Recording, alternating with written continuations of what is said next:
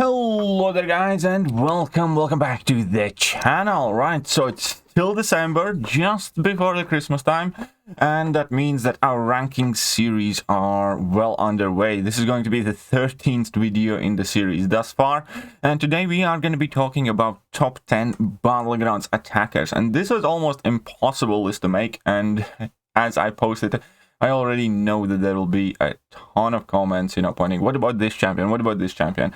And the fact of the matter is that there are a ton of amazing champions to be used for Battlegrounds offensively. And then especially, as the meta changes, every specific meta, we do have kind of like rising superstars that work exceptionally well in those specific metas due to, interactions with the nodes or just the nature of what champions people, tend to run with those specific node combinations, so on and so forth. And these lists will never please anyone. That's why it is important to remember that these lists are not objective, data-driven type of things. These are a reflection of my views and opinions on the game, as well as the trends and relevance and experience in the higher tiers of Battlegrounds. So, if your favorite champion's not here, I'm not trying to insult your family's honor. If your favorite champion is here but not as high as you would like, again, it is perfectly normal that we all see things somewhat differently based on what masteries we run, what playstyle we have, what has been our experience at playing different levels of Battlegrounds. There are plenty of champions that do exceptionally well. For instance, some are in the middle tiers, and they would not do nowhere near as well at the higher tiers, and so on and so forth. And ultimately, this is meant to be food for thought, not some sort of Bible, not some sort of lore, de facto statement. It is just the way I see things. You are perfectly free to see things the way you do. And if you do have anything to add, you are more than welcome to do so. Just, stay respectful. And again, there will be a ton of champions that I wish would have made this list, or I kind of would have wanted to see them on the list myself. And therefore, at the beginning of the video, I will try to point few of them out with the help of Aunt May's website. Whoops, I completely forgot to take these off for a second.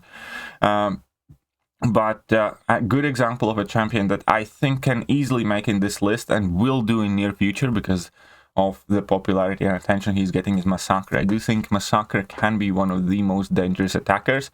And as a quick explanation to how I choose which champions to include in this list is I completely discount any defensive potential here. I purely look at those champions as offensive champions. So we're not talking about Battlegrounds strategy more wildly. We're not talking about, whether a champion is better than another attacker because you can also put them on defense and things like that. None of that matters. What matters is how effectively these champions fulfill their roles as attackers. And what does it mean? It typically means how consistent they are, how many of the hard, tricky matchups can they take, because that is quite important. There are tons of champions with incredibly high damage output, like, Black Widow Deadly Origins is a good example here, but she just does not cover most of the matchups that you typically would need to cover with a nuke skill champion. For instance, she's not necessarily the best against the Thing. She's not necessarily the best against a whole bunch of Mystics as well, and so on and so forth. And, she's not going to be nuking down Korgs, and those are typically the champions that we look at. There are the toughest defenders that we need to deal with. Then the most effective and the best offensive champions are the ones that deal with most of the top defenders, or more of the top defenders, fastest, easiest, kind of like most stable, most reliably.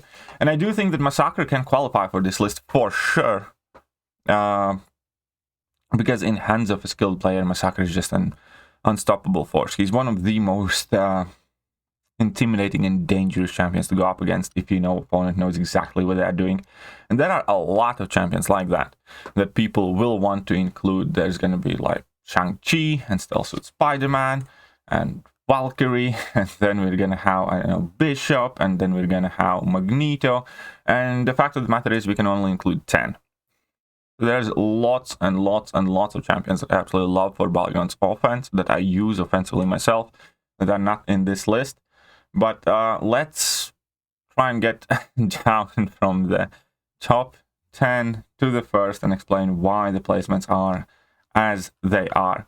And we're going to start with spot number 10, and I'm giving it to Hitmonkey, because Hitmonkey does exactly what a skill nuke should do. He's, you know, extremely potent against virtually any of the skill champions, but then he goes further with his guaranteed crits and access to bleed. He bypasses a lot of armor, therefore, you know, many of the tankier champions like Dr. Doom and so on and so forth don't really bother him, and he's capable of doing those fights as well.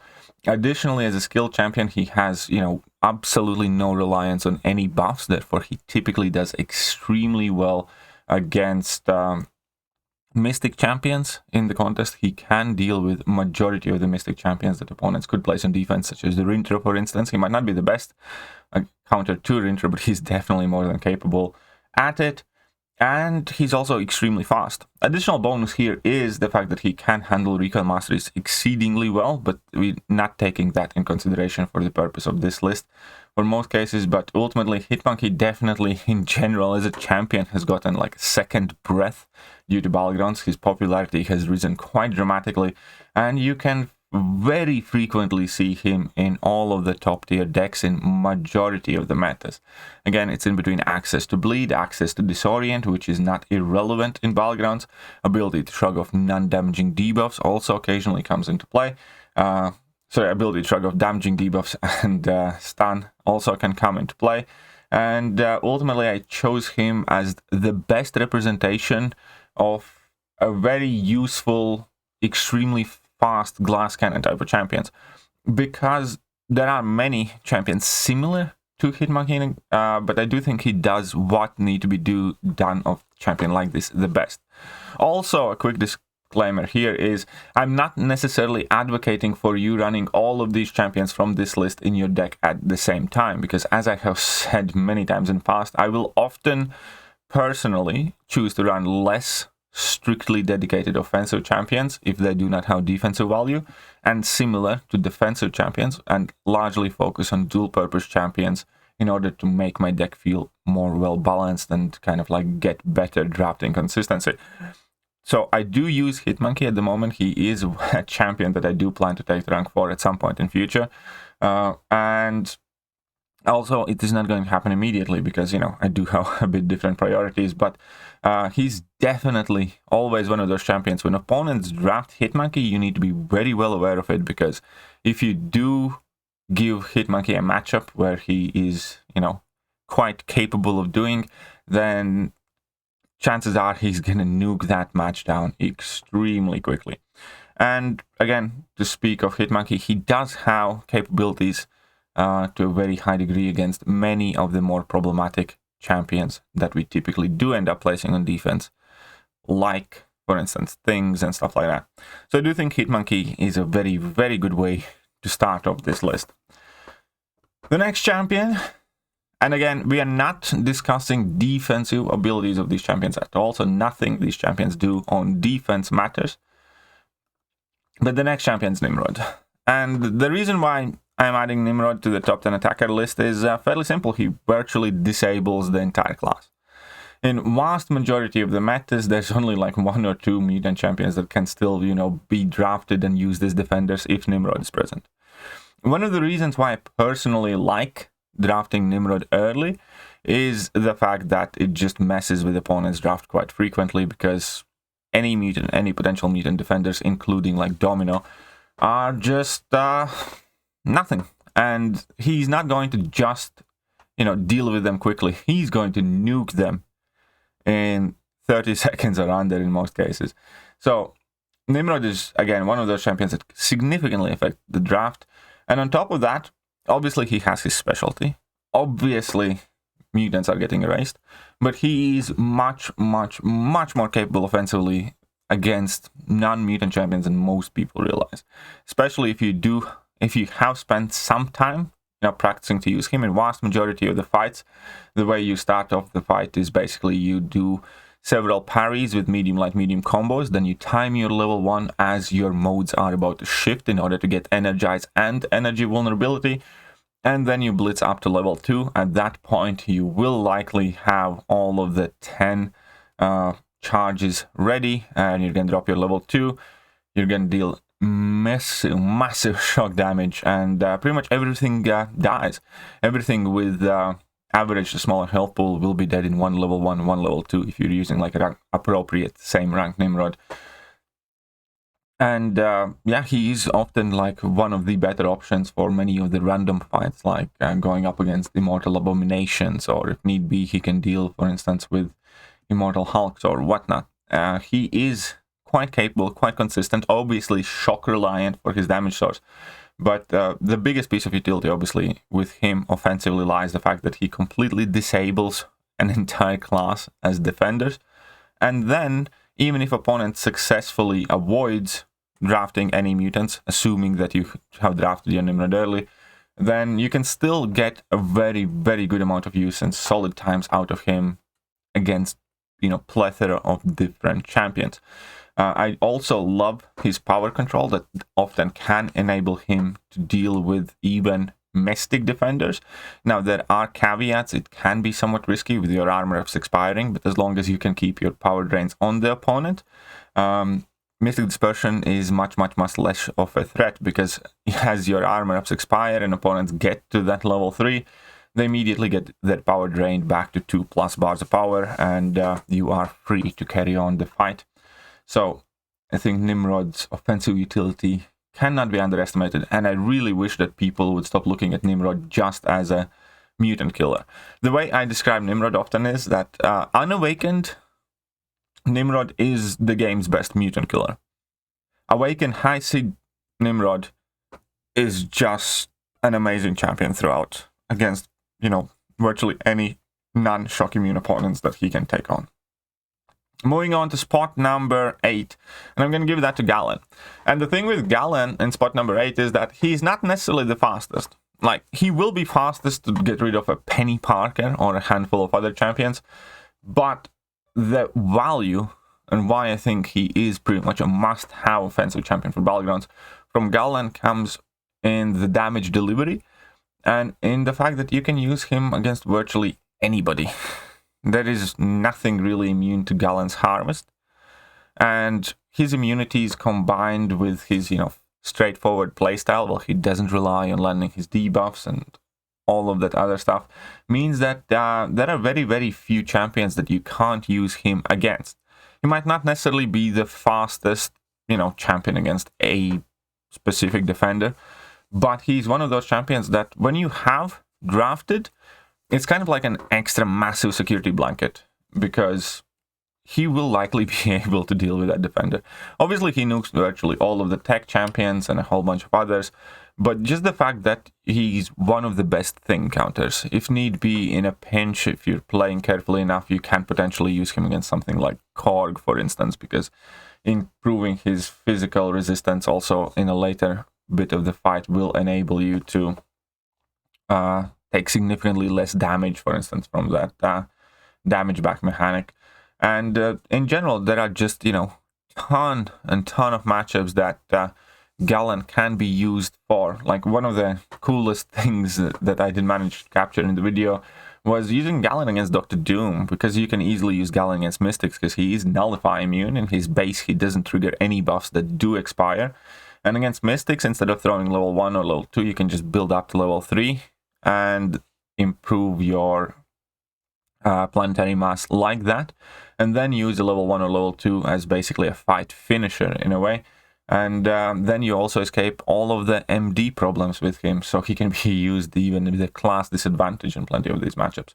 So in general, again, Galan is here not because, you know, Galan is higher than Hitmonkey, not because he would be faster than Hitmonkey in most of the fights, but he is here because he takes a huge wide variety of fights in a very respectable time. The fact that he gets through things in like 50 to 60 seconds and stuff like that, you know, all that matters. He deals with a lot of quirky defenders. You can take your bishops and your kingpins and so on and so forth.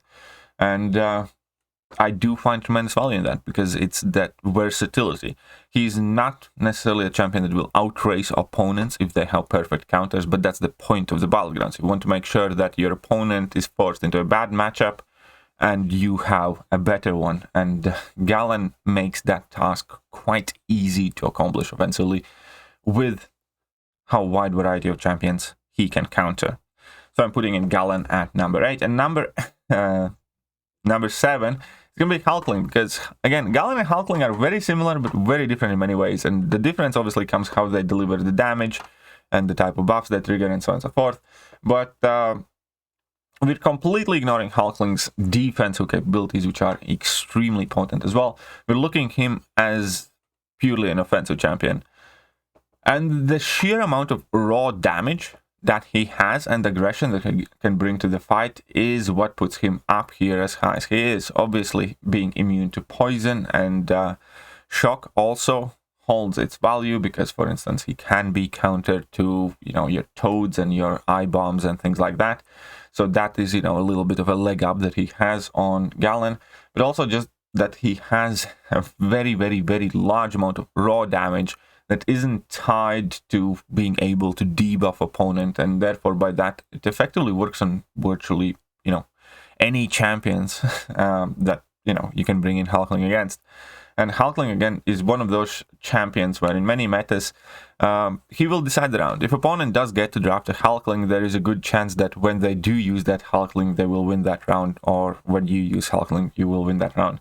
He has enough damage to be one of the faster Nick Fury killers, for instance, and most importantly, do that fight extremely, extremely comfortably, because he gets his openings through block as well and delivers a ton of damage through block, so you do not need to block bait heavy attacks in order to find openings with him. You can just smack opponent's block and go unblockable, and then go for that massive level 2 as a fight finisher.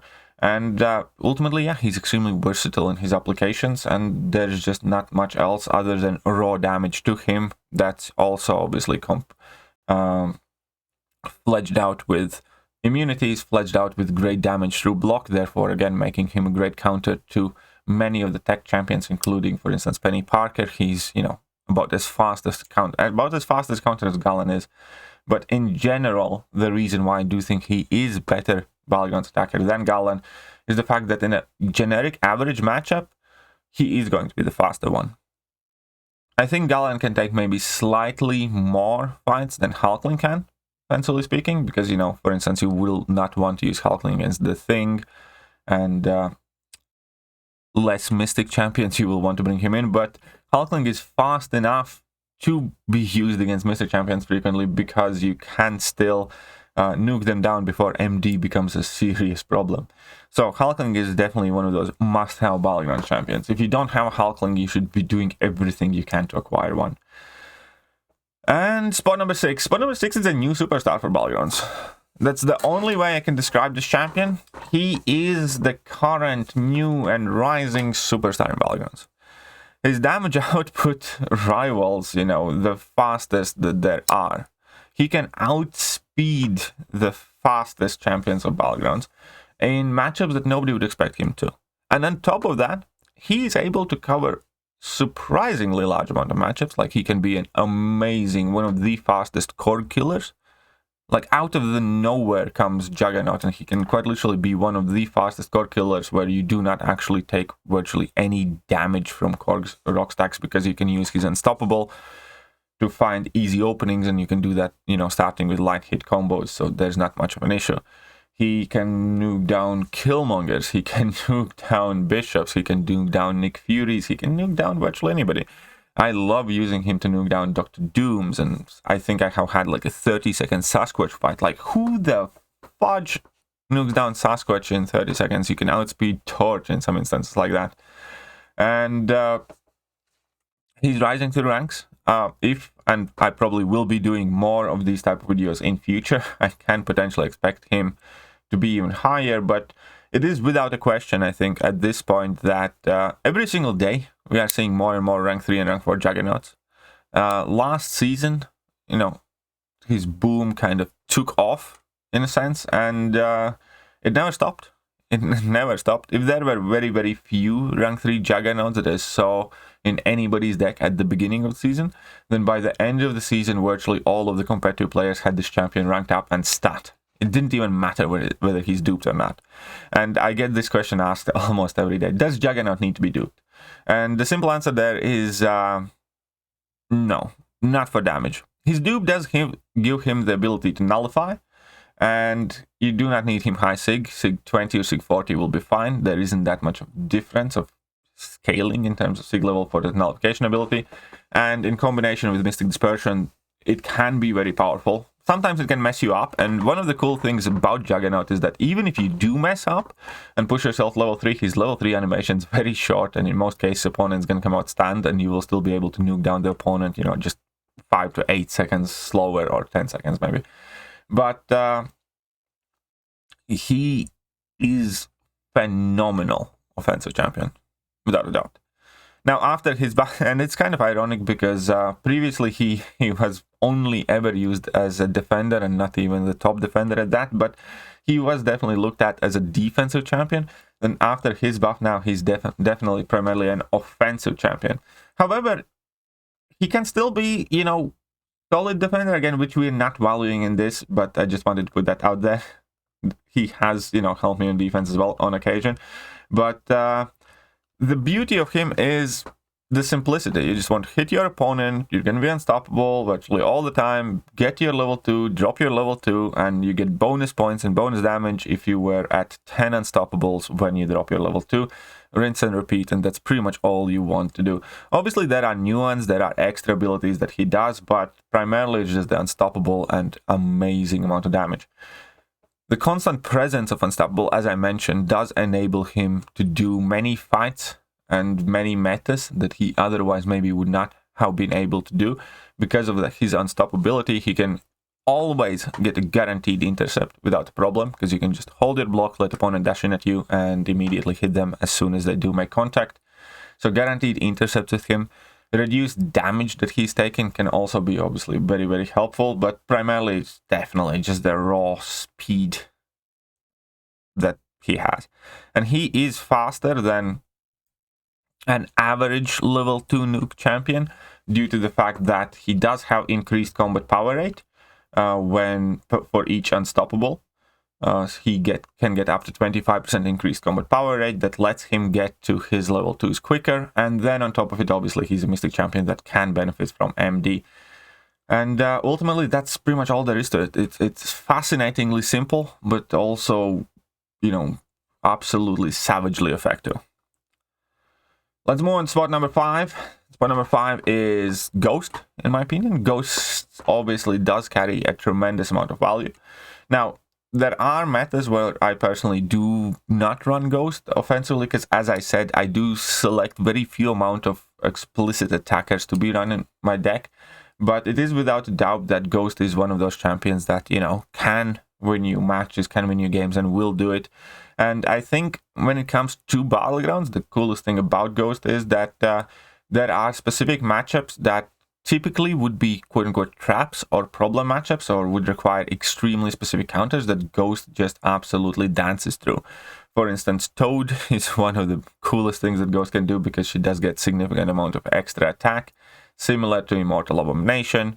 Also now, similar to Rintra, Ghost can be an exceptionally good Rintra counter as one of the faster ones possible. But there are more that Ghost can do, and ultimately, again, the ability to deal with all of the damage over time effects is something that works extremely heavily in her favor. And also ability to bypass evades completely helps her, and the fact that she does not rely on any debuffs or anything like that, therefore it's just raw damage there. If you're not running Liquid Courage Double Edge, then you typically do have to get in a heavy or two before you drop your level 2 in order to make them, you know, faster. But at a max sig, you get to your level 2 extremely quick. Therefore, Ghost, again, can be one of those champions that's hard to outspeed, hard to outpace. And there's definitely more than enough champions that she does extremely well against. Definitely a dangerous attacker to be kept in mind. And I know that a lot of people are going quite hard at me about Ghost. But I do think, for instance, that in Battlegrounds, Ghost is overall better attacker than, I think, Kitty. I actually kept Kitty out of this list, which I know I'm going to get a lot of people attacking me for. But in majority of the metas, I think Kitty works fine. But it's not necessarily devastating. Like, when opponents draft Kitty in majority of the cases, for instance, I don't mind too much. If you do run Liquid Courage Double Edge, then both Kitty and Ghost turn savage. I guess I could place Kitty somewhere in this list as well, but no, it's too late. I don't think Kitty is that as dangerous as many people think. Anyways, I'll leave that out there. But Ghost, I do think, still holds tremendous amount of value. I think Kitty is close to being the top 10 attacker, by the way, just as a side note. But I don't think she is in top 10. I don't think she's as scary. I think she's a solid, very, very good attacker, but I don't think she's one of the top 10. Anyways, let's move on. Spot number 4. And spot number 4, we have CGR. CGR is, again, one of those champions who, when he works, when he functions, you're done. Obviously, there are plenty of defenders that CGR can't take. And that, you know, does not necessarily speak on his behalf, as well as we have had metas where CGR is not necessarily the best champion. But the surprising thing about CGR is that he somehow manages to overcome a lot of those things and gets used even in less than ideal metas. A good example here would be Mix Master meta, when we had only thing you had to do is just, you know, learn a bit different way of throwing your combos and kind of like be a bit more careful, and you could still run CGR perfectly fine, and you could still nuke opponents in one of the more difficult metas, I would say. And ultimately, obviously, the strong argument of CGR is that he can be one of the fastest champions flat out. When you do go CGR versus other nukes, in vast majority of the case, CGR is going to come out on top if he's capable of doing those fights. The cool thing about him is that, again, he can do many fights that a lot of people would necessarily think of him being capable of doing initially. A good example here would be the fact that he's one of the better Korg counters, without doubt, because of his first medium hit being energy projectile, therefore you do not take the damage back. A good example here is the fact that due to his incinerate immunity and then his ability to nuke down opponents, he can do Mephisto, for instance.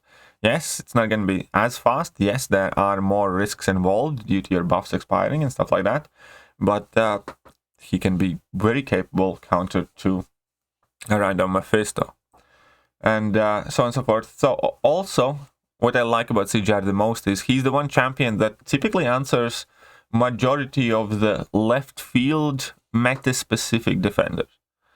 Like when we do have crit me with your best shot meta, he's one of the very few amazing counters for Mr. Sinister. Like when we do have some other metas, he's the one that nukes down that Punisher 2099, or that nukes down Nova, for instance, so on and so forth. So I think that is ultimately why he is as high as in this list, because CGR always seems to be one of those champions that absolutely spoils your plans. And when you build up your deck meta specific, he's the champion that's going to completely ruin it. He's the champion that's going to completely wreck through those less than meta placements, or should I say meta-specific defenders or meta-specific champion choices. He typically is one of the, if not the best champion against those when, you know, the nodes increase the fight difficulty quite significantly. And then, you know, where does his value lie? Armor breaks, power gain, quickly getting to level 2, and then an absolute nuke. That's what he does. Simple. That is very simple. That's where he lives. Now, spot number 3, I'm giving it to Archangel. And Archangel obviously is great. It's hard to find many things to dislike about Archangel, even though we all know about his weaknesses. Opponents bleed immune, you do not want to use Archangel. One thing that I will mention that I have realized that Archangel can be outraced in plenty of occasions as well, you know, given different nodes, given different metas. But at the same time, Archangel is one of those champions that just wreaks havoc in Battlegrounds. One Archangel draft can completely ruin you. One Archangel bypasses majority of the nodes and metas when he works. You know, it's just one of those things where if you, especially in the more difficult metas, Archangel is always a menace to, you know, unproportional degrees. like last meta, we had the root, we had kinetic transference and stuff like that, and Archangel just shuts it all off, and he fights like normal. He makes all his fights very trivial, typically, you know, just parry heavy. Hope you get a fairly decent RNG, and opponent's going to be dead very, very quickly. And he is one of those champions that we look at as effectively equalizers. You can be outdrafting your opponent extremely heavily, and then all of a sudden Archangel shows up, and all your drafting choices have been kind of ruined. He's one of those champions that you do have to keep in mind as you are drafting. Even if opponent doesn't have an Archangel drafted yet, just the fact that Archangel, for instance, is not banned is something that you need constantly keep in your head. The reason, however, that Archangel is not higher is also the fact that it is possible to draft out of Archangel. There are plenty of champions that he does not work on, and you can work around it. Therefore, you know, one of the little bits of piece of advice here is, in most cases, I don't necessarily think that grabbing Archangel, you know, immediately early is the best decision, because there have been plenty of matches where when my opponent gets an Archangel, I just draft 3 champions that Archangel is not going to be too great against, and drop them on defense just to make a point to make Archangel useless.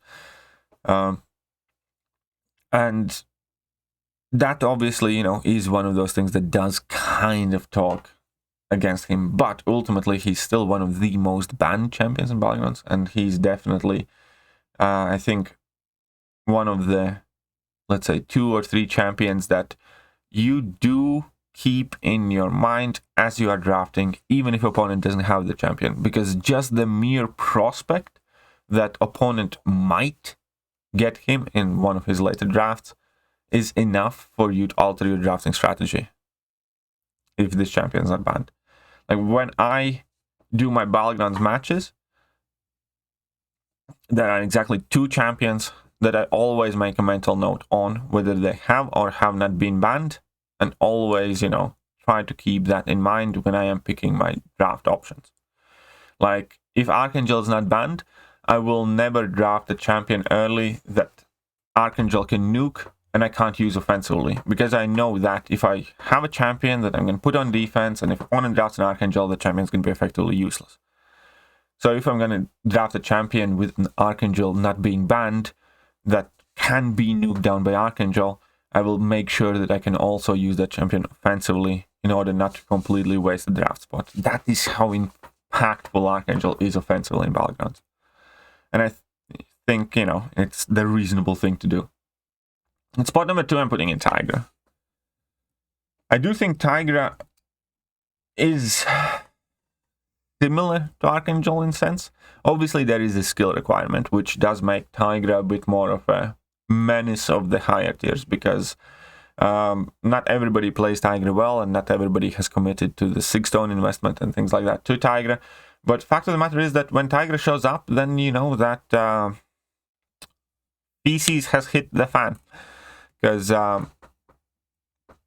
going up against a good Tigra player is virtually impossible in a round.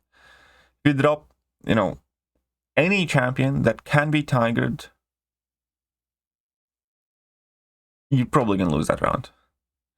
The speed that Tigra dispatches of man things and cosmic champions and, you know, a whole bunch of random things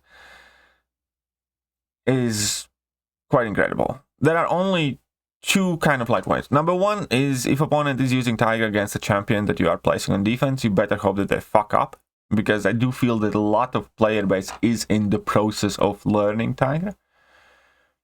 And the second thing is obviously that there are matchups that Tigra cannot do, even though there aren't as many as people think. And that is one of the scariest things about Tigra, where unlike with Archangel, for instance, you know, you draft in Bleeder Poison Immune, you slapped on defense, you know that the opponent is not going to use that Archangel.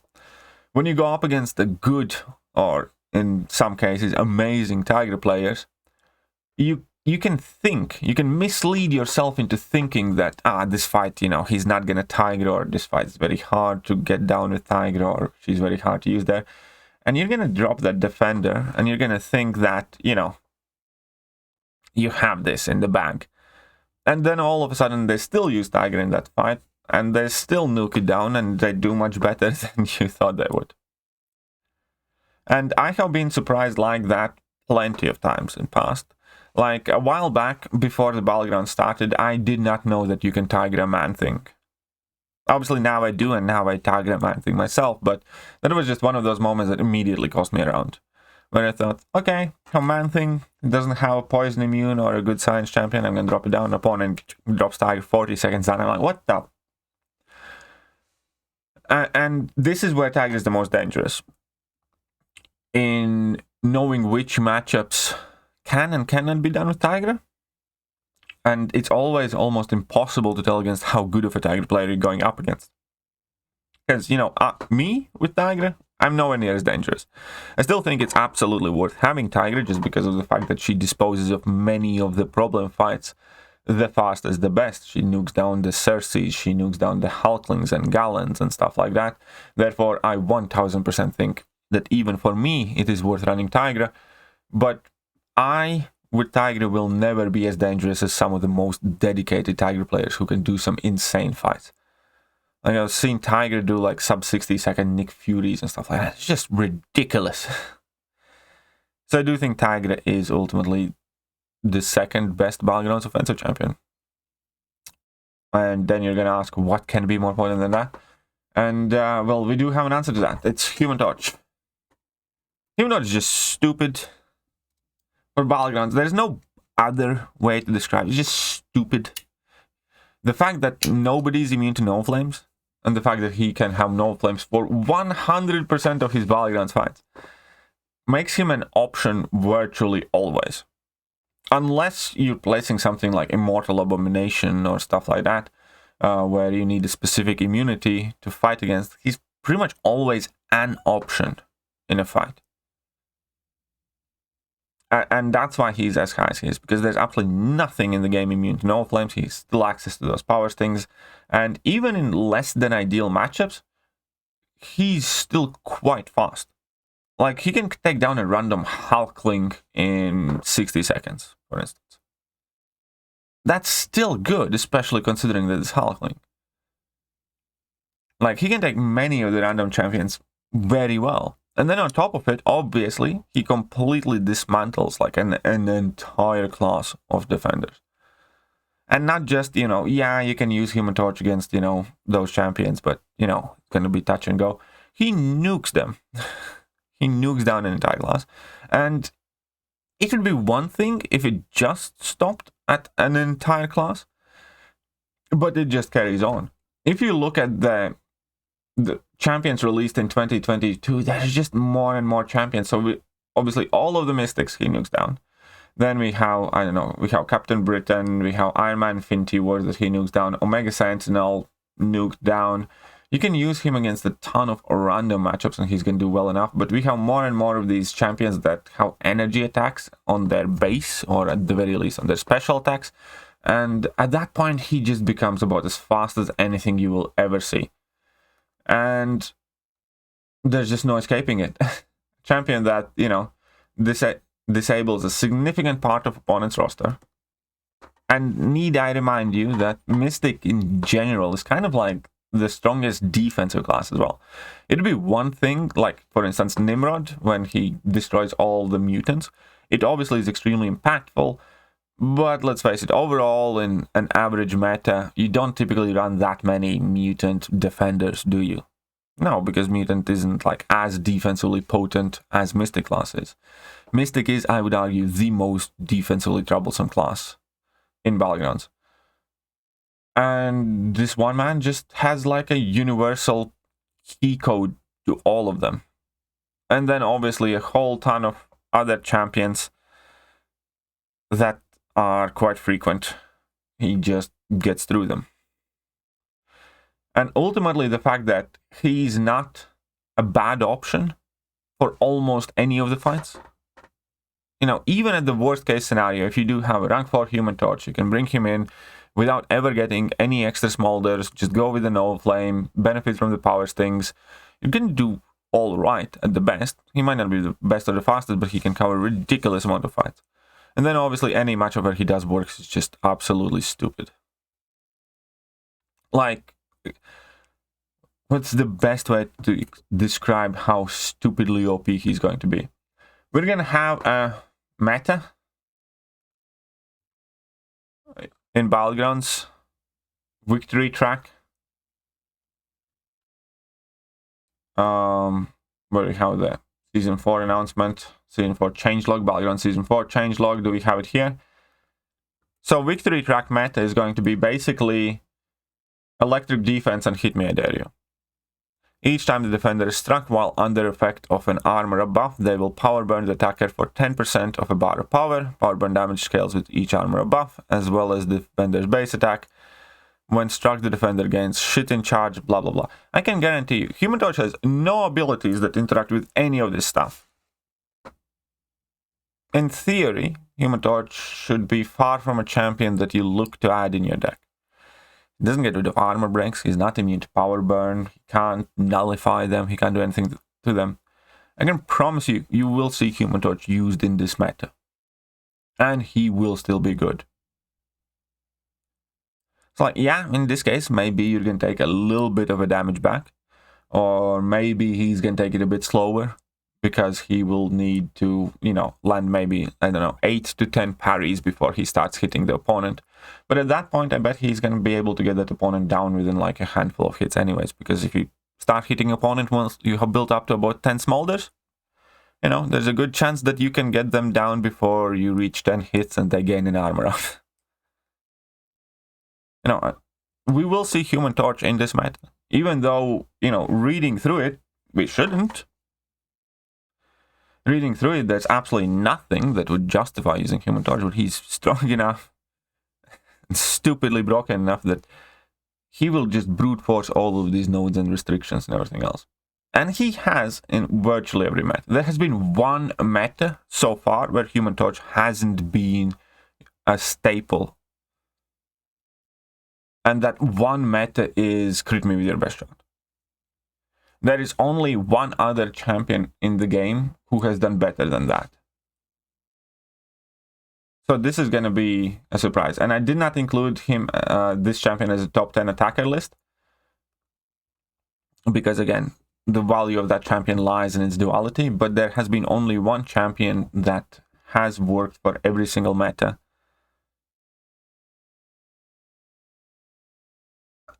And Human Torch is like the only other champion that has worked for like all but one. You can see him again. Battlegrounds Season 4 changelog. We will see Human Torch in that meta. We will see Human Torch in Polka Dot Power. Yes, of course we will. We will see Human Torch in Week 3. Hazard Shift, Incinerate Poison. He can attack them 50% of the time. That's good enough. We'll definitely see that here. We're going to have Power Shield. Will we see Human Torch and Power Shield? Yeah, of course we will, because damage over time effects also work on Power Shield, and he's still going to be nuking crap down. So, I do think he is the best and most valuable Battlegrounds attacker. And also, which is precisely the reason why I do think he's a good rank 4. A lot of people think, you know, and that is often also how you can decide when a champion is OP, because we have had these conversations about Archangel in past and things like that, where Human Torch is so broken that you don't need to rank 4 him, rank 3 is good enough. Well, if he's so broken, then there's absolutely zero reason not to rank 4 him, guys. Let's be real here. Anyways, here we are. That has been the list. So, let me show you again written order. There are a couple of choices that I left up deliberately, and I will go over them most likely in tomorrow's video. But as I said, there are a ton of champions that could have made a list here, like Scorpion, like Omega Red, Starking Hands, Spider-Man, Hercules, Kingpin, a whole bunch of other ones. But I do think that I kind of explained myself very well. I was largely looking for the champions that are the highest point scorers in largest amount of fights. That ultimately was the criteria here. You do need basically somebody that's really fast and also covers a large amount of matchups. And these are the champions that I feel covered it the best. I think the furthest, stretch on this list might have been Galan, because he's not necessarily the fastest in a generic matchup, but he covers a ridiculous amount of matchups.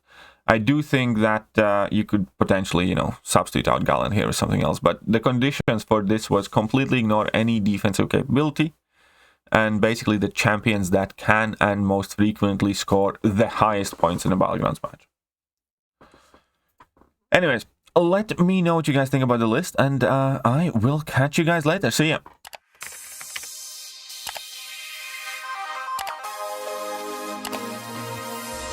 Hello there guys, and welcome back to the channel. So we have all the information about the next